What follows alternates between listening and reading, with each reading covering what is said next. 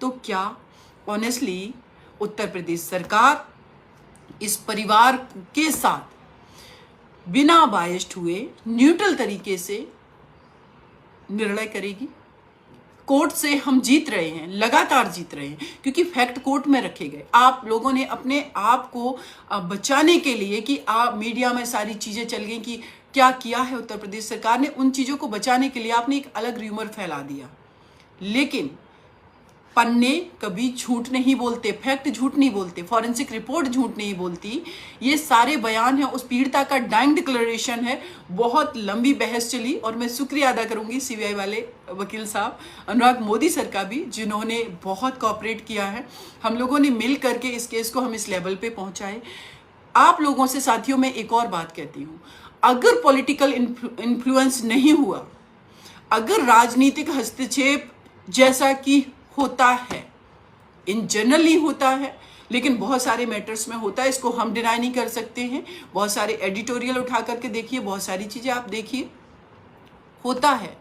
अगर वो नहीं हुआ तो मुझे पूरा विश्वास है कि मनीषा वाल्मीकि के दोषियों को सजा जरूर मिलेगी, क्योंकि इस देश की 49-50% महिलाओं की आबादी है। हमारी बेटियां खेतों में काम नहीं कर सकती, हमारी बेटियां बसों में सुरक्षित नहीं हैं, स्कूल में सुरक्षित नहीं है। एक बेटी थी अंकिता तोमर, झारखंड का केस है, अपने घर में लेटी हुई थी, उस लड़के ने खिड़की से मिट्टी का तेल डाल करके जला दिया। एक बेटी अंकिता जो कि यहाँ उत्तराखंड की थी, किस तरीके से उस बेटी के साथ अपराध हुआ, उसको इन लोगों ने फेंक दिया जा करके, जहां वो होटल में काम कर रही थी, उसके ऑनर ने उसका मर्डर कर दिया। कितने दिन तक सारा चीज पॉलिटिकल इन्फ्लुएंस से चीजें हुई, उनको अरेस्ट भी बहुत दिनों तक नहीं किया गया। दिशा रेड्डी को हैदराबाद में जला दिया गया था। श्रद्धा वाकर एक बेटी, उसके 35 टुकड़े कर दिए गए।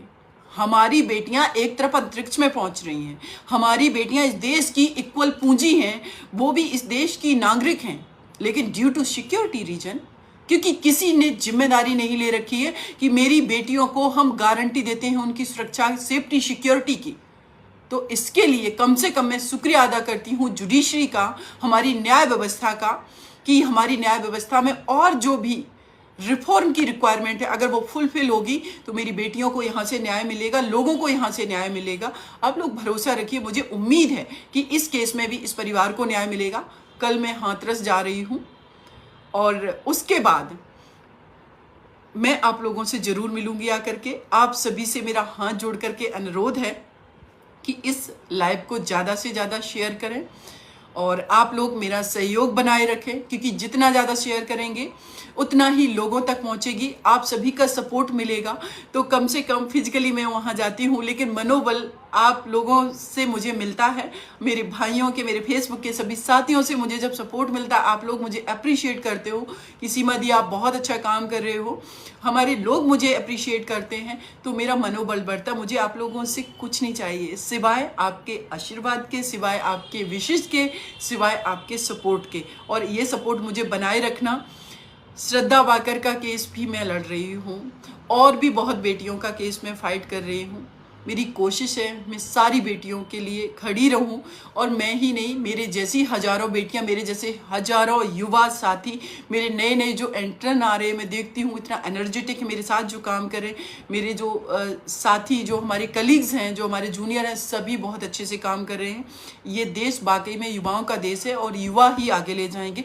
मुझे पूरी उम्मीद है कि कल हमारी बेटी मनीषा वाल्मीकि के साथ भी न्याय होगा, और ऐसी हमारी हजारों बेटियां, चाहे अंकिता तोमर हो, चाहे श्रद्धा वाकर हो, या दिल्ली में 9 साल की बच्ची गुड़िया हो, या उत्तराखंड की अंकिता हो, किसी भी देश की किसी भी कोने की कोई भी बेटी हो, वो सुरक्षित होगी, वो जुडिशरी पर भरोसा करेगी। मुझे विश्वास है मेरे चीफ जस्टिस ऑफ इंडिया पर भी कि वो और भी बेटियों के लिए कितना कंफर्टेबल, एडवोकेट्स के लिए, और किस तरीके से चीज़ें हो सकती है प्रोसीजर में जो उनको फेवर करेंगे, ऐसे कानून बनेंगे, ऐसे जजमेंट भी प्रोग्रेसिव आएंगे।